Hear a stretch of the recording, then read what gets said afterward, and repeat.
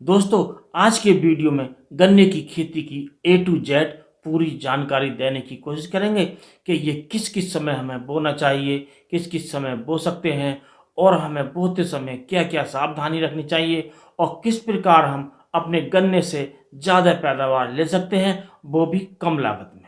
तो दोस्तों, वीडियो शुरू करने से पहले आपसे अनुरोध करूंगा, यदि आप चैनल पर नए हैं तो चैनल को सब्सक्राइब कर लें और वीडियो पसंद आए तो वीडियो को लाइक कर दोस्तों में शेयर करें और जो नीचे बेल आइकन का बटन है उसे भी प्रेस कर लें, ताकि दोस्तों जो आने वाली वीडियो हैं वो आपको जल्दी मिल जाए, इसकी सूचना नोटिफिकेशन समय से मिल जाए।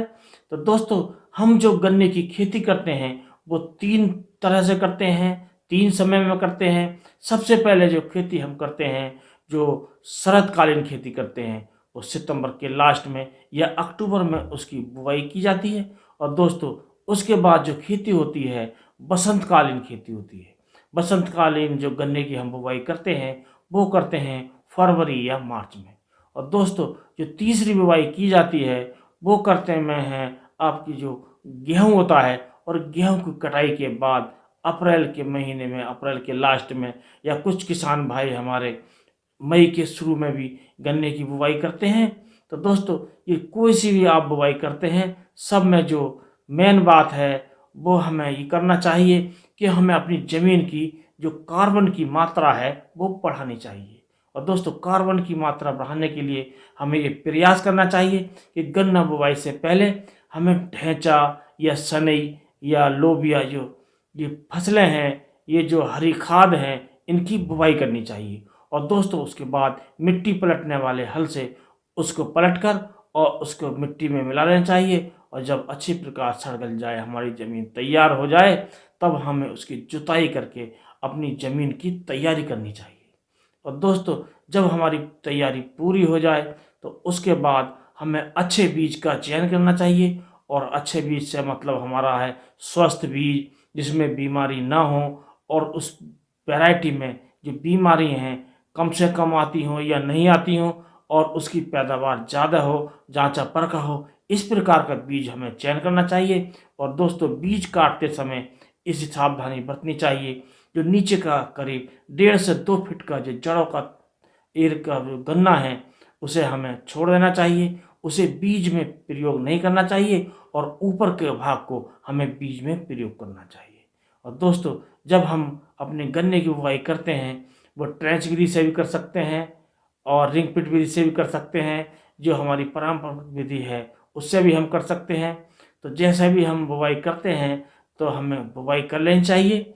और दोस्तों, कोशिश ये करनी चाहिए कि हमें ट्रेंच विधि से गन्ना बोना चाहिए। तो ट्रेंच विधि से जब हमारा गन्ना बोने का जो सबसे बड़ा फ़ायदा है कि हम उसमें सह फसली कर सकते हैं। यदि दोस्तों हम अक्टूबर के महीने में गन्ना बोते हैं तो हम उसमें चना बो सकते हैं, मटर बो सकते हैं, और दूसरी सब्जी की जो फसलें हैं जैसे गाजर है, मूली है, शलजम है, धनिया है, ये और मटर है, इस प्रकार की फसल हम इसमें कर सकते हैं और ज़्यादा मुनाफा कमा सकते हैं। और दोस्तों, उसके बाद जब हम जो खेती करते हैं गन्ने की, जब ये आपकी जो बसंतकालीन ऋतु आती है यानी कि फरवरी मार्च में, तो उसमें भी हम दूसरी फसलें गन्ने के बीच में कर सकते हैं। लेकिन दोस्तों, ये हम तभी कर सकते हैं हम या तो ट्रेंच विधि से गन्ना बोएं या उसकी दूरी उचित रखें। तो दूरी करीब 4 फीट तो हमें अवश्य रखनी चाहिए। यदि दोस्तों हम अपने गन्ने के लिए हरी खाद नहीं बो पाए हैं तो हमें इसमें गोबर का खाद का इंतजाम करना चाहिए। गोबर का खाद हमें अपनी ज़मीन में मिलाकर उसे अच्छी तरह उसकी जुताई कर देनी चाहिए और अपनी ज़मीन की तैयारी करनी चाहिए।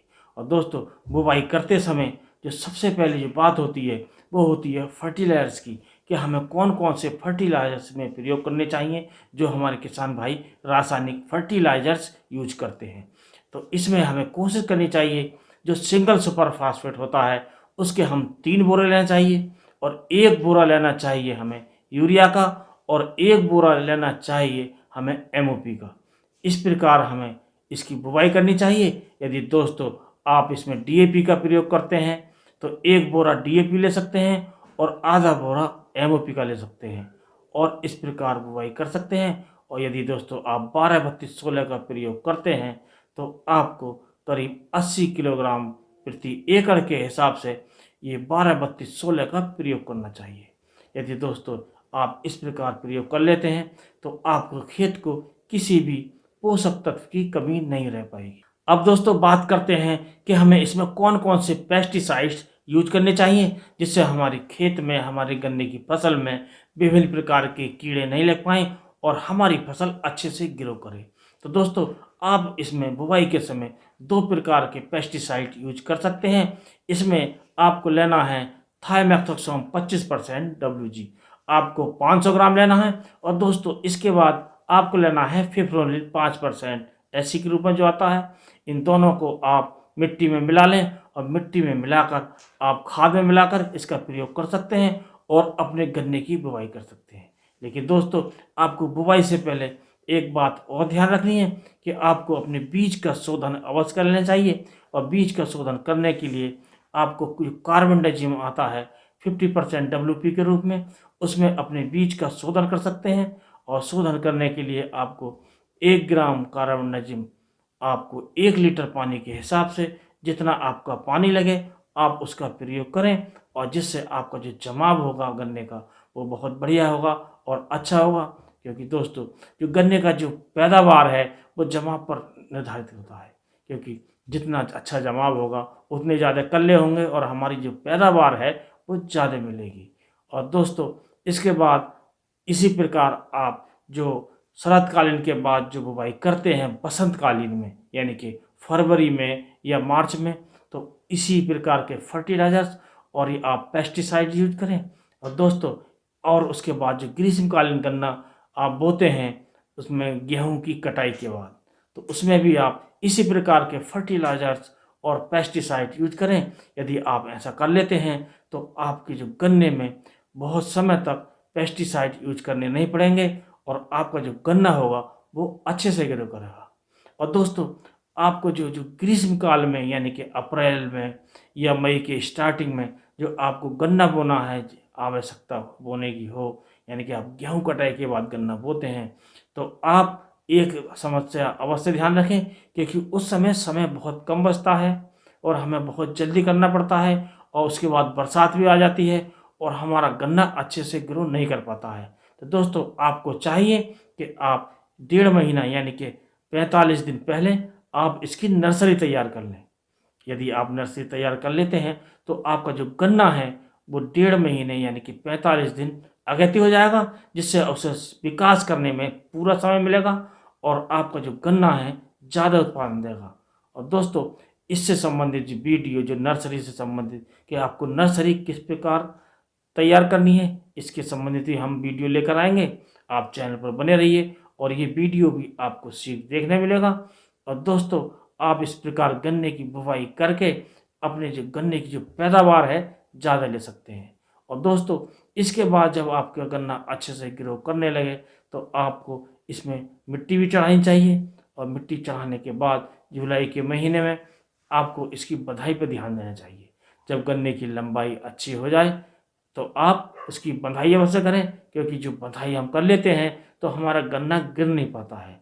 और दोस्तों उसी समय आप इसकी जो पत्ती छुटाने का कार्य भी कर सकते हैं। यदि पत्ती छुटाने का कार्य कर लेते हैं तो उससे बहुत से फंगस के रोग हमारे गन्ने के तने पर नहीं आते हैं, जिससे हमें जो उत्पादन मिलता है वो ज़्यादा मिलता है।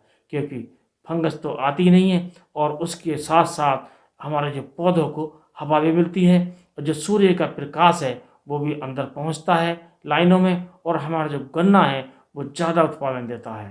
तो दोस्तों इस प्रकार आप गन्ने की खेती करके ज़्यादा उत्पादन ले सकते हैं। तो आज के वीडियो में इतना ही। अगले वीडियो में नया टॉपिक लेकर फिर मिलेंगे, तब तक के लिए नमस्कार।